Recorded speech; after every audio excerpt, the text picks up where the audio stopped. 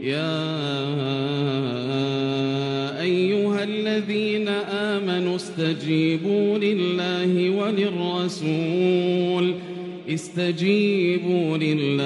وللرسول إذا دعاكم لما يحييكم واعلموا أن الله يحول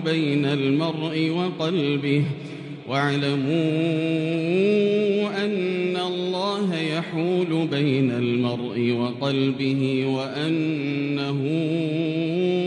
إليه تحشرون